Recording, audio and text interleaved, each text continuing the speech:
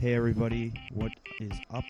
We are sitting in the virtual studio today with Alex Neuse from the Bit Trip series on Ware to talk about his new game, Bit Trip Void, and all the wonderment that he has been giving us. How is it going, Alex? It's going great. I'm glad to be on the show, and hi to everybody. Everyone at Gaijin Games is waving, even though you can't see us. You'll have to trust me on that. Very cool. Now, this is your second time being on Nintendo Radio, correct? It is, yeah. I'm very much looking forward to it. I'm glad you contacted us again. Yes, definitely. Well, main reason for doing so is because recently you just released Bit Trip Void. I think it was Thanksgiving weekend, correct? Yeah, it was the Monday before Thanksgiving. Yes, so you could rock out while in a food coma later on and avoid your relatives. Yeah, that was really good timing with that one, definitely. Yeah. So, for anybody who doesn't really know what Bit Trip Void is, I'm just going to assume right now that people know what Bit Trip is. If you don't, go on to WiiWare and actually download the Bit Trip Beat demo, which we will be getting into later on in the interview, and you can get a taste of what Bit Trip's all about. But more specifically, Void. Can you give the listeners/viewers a little bit of insight into what Void is all about? Absolutely. Bit Trip Void is basically a transition game. As many of you probably know already, there are 6 games planned for this initial Bit Trip series. And Void kind of marks the end of the beginning of Commander Video's saga. Commander Video is that our main character, the dude with the visor who's in all of the cutscenes. And in Void, he's basically learning about risk and reward and what it means to navigate through the world and how your actions interact with everything else around you. And without giving too much of the story away, because I like it when people can kind of imagine what the story is themselves and come up with their own theories. Mm-hmm. This game is really about Commander Video growing as a person or as a character and getting comfortable with himself before he takes off on his next adventure, which will be Bit Trip 4. So in Void, we used a lot of color to explore what it means to be alive, what it means to be a person. In Beat and Core, those 2 games are much more tied to the controls of the game and the literal backgrounds. I mean, they're pretty abstract, but there's shapes and there's things going on in the background of those 2 games. And with this one, we wanted to explore emotions and the emotions that we can evoke through color and through sort of gentle movement. And so you're probably going to get into this a little bit, but the soundtrack is a little bit more low-key. I kind of think that Void is more of a relaxing game.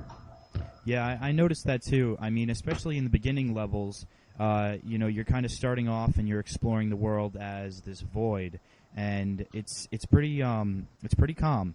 But I don't know exactly which mode it is. Probably hyper mode. When you get into hyper mode and you got these kind of squiggly blocks coming off of your void, and the music gets really, really intense. I love that transition there. And as you further progress into the super ego, which is the 3rd level of the game, that's when the music gets really, high octane and almost makes you want to get up and dance while you're playing the game. Rad.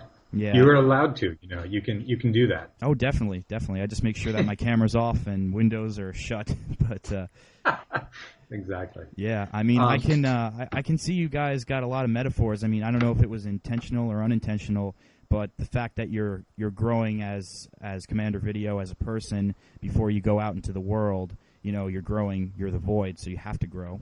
You have to get bigger in the high score.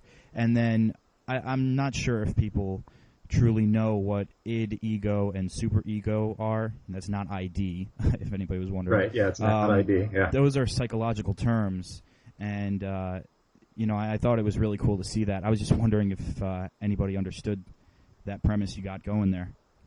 Yeah, we haven't heard a lot of theories about Void yet. There are certainly some really cool theories floating around on our Facebook page. There's an official Bit Trip Bit Trip Facebook page, as well as Twitter, if anyone listening wants to join in the fun there. And there are a lot of theories being thrown around, which is really cool. I like to see people thinking about what they're doing with their hobbies. And that's why I don't like to get super involved in what is right and what is wrong with the story that we're creating. I've got my own vision for what it is, and obviously a lot of that comes through through the gameplay, through the art, through the music, and all of that. And the team here at DeoGenZ, we're all on the same page about what the game means. But you're definitely right, and that this game is exploring those deeper parts of a human psyche. That's why the levels are named id, ego, and super ego. And as you notice in the cutscenes, Commander Video is struggling with what it means to find balance in life. I won't give away the cutscenes because I think these are probably the best cutscenes that we've done so far, and I think they're very cute, and they really do a good job at telling a story. And so yeah, everything in that regard is intentional, and I want the player to be on this journey with Commander Video. Yeah, I definitely felt that. Again, I don't want to give away any of the cutscenes, but you're going to see Commander Video doesn't have it easy as far as kind of making it out there with other people. And I'll just kind of leave it at that because I don't want to give too much away. But it is definitely it really pulls you in. And I mean, I don't know if everybody gets pulled in by 8-bit games. I mean, I know I did. However, you really feel it with this game for sure. I mean, in the past games, for example, Core, that was a very cutthroat experience where this game is somewhat a little bit forgiving because you added in checkpoints and you could earn credits. So if you say failed because you may not have foresaw what the beat was going to be and what patterns you needed to make the void move, you can have a credit and restart and then completely own the level. So in that respect, I think it was it opened it up to a lot of different players, and even if Void is the first one that they're playing and then later down the line they find Core and Beat, it will still work out perfectly. That's the beauty of your games, is that you don't need to start out with Beat and go up sequentially. You could start at any point you want, depending on your skill level and your interest in the games.